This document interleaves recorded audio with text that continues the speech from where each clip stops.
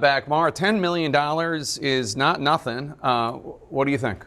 Well, I think what we're seeing is Donald Trump is clearly focusing on white males, and bringing in RFK Jr. shows that he's trying to do that because that's largely what RFK Jr. brought, to his campaign. Yeah, sure, the whole Rogan voter. That's right. So in this ad, though, I think what's important is it does say, your voice, it's up to you to choose. It's your choice. Here's how I'm going, and it's kind of like giving the men this kind of relatable way of talking about it, but saying at the end of the day, it's up to you to decide. So it's not necessarily forcing them to, it's drawing them attention to the Harris Walz ticket. So it's different there. There's a line in the ad that says, if anyone gives you crap about it, tell them it's none of their damn business. Mm-hmm. And it does give permission to sort of say, I'm done with this MAGA stuff. Right, and I think that's also something that Republicans can talk about in down ballot races, right? If you're a moderate Republican like I am, and you're not thrilled with any of the choices you have, but you still want to encourage people to go out and vote because down ballot Republicans need people to go out and still vote. This voter fatigue and this, not being interested in the top ticket. Well, that's not the only vote up in November. It's not just Donald Trump versus Kamala Harris. There are other things to be voting for, and I think with this ad and with conversations about giving people a permission structure essentially to vote different, you don't have to always just go down ballot Republican or down ballot Democrat. You can mix. And I think that's important for people to remember. They have options. Mo, I have to say, I'm a little underwhelmed by this ad because, Trump actually has these avatars of white maleness, whether it's Joe Rogan, although I don't think he's officially endorsed Trump, but right. He expressed a interest in Bobby Kennedy Jr., but yes, Bobby Kennedy Jr. He has a bunch of people like this that the folks at my brother-in-law Texas loves. The Barstool Sports kind of person. I don't know who's behind this ad. Some disembodied voice and pictures of Tim Walz. It doesn't mean anything to me. Yeah, but I'm not sure this was designed to be go toe-to-toe with Joe Rogan. The fact that they're even starting a conversation, Democrats have kind of given up on this group, at least in recent elections, right? This whole notion that was hot for a while, that demographics are destiny, and if we stitch together this coalition of black voters and brown voters and women, then we don't even need the white men. That's not what this campaign seems to be about. They are actually starting the conversation. So will it flip the script entirely? Probably not.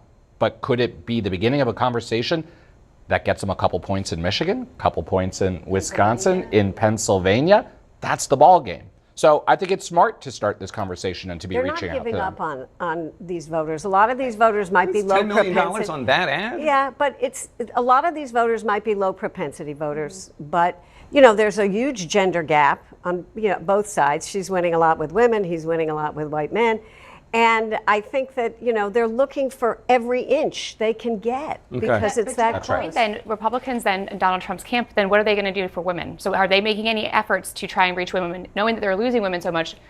Are they going to try and do something? And how do they do that when you constantly have Sarah Huckabee Sanders, you've got J.D. Vance doubling down, attacking women, and again, constantly saying who haven't given birth to children. But just, again, the whole conversation about a woman's only value is her womb. That is a ridiculous thing to continue to say, and it feels like we're taking crazy pills here to have to keep saying it. Let's go back to the North Carolina reporting, your favorite subject. CNN uncovering these wild and disturbing posts on the porn site made by North Carolina Lieutenant Governor Mark Robinson back before he was in politics. The Harris campaign seizing on it post after post on social media today from Kamala HQ showing Trump and Robinson together, one after the other. Quotes of Donald Trump saying that Mark Robinson is Martin Luther King on steroids and over again. We should note the Trump campaign put out a statement basically saying we're competing for North Carolina. The statement doesn't even mention Lieutenant Governor Mark Robinson, their gubernatorial candidate. And they're going to be there on Saturday. So what happens then? Do they bring him still on stage? Are they going to have him speaking at the rally? Who's to say? Well, but again, if his goal is simply to win over white men and build that base even more than he already has, then maybe he doesn't care to disavow Mark Robinson. I don't see how you get by without doing that. But again, part of me doesn't really believe that Donald Trump wants to win.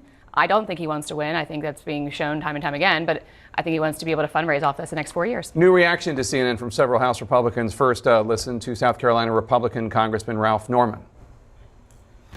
Pretty sad to go this far along, and then for the people who supported him, all the money that he's raised. And I think he needs to drop out today so they can get another candidate.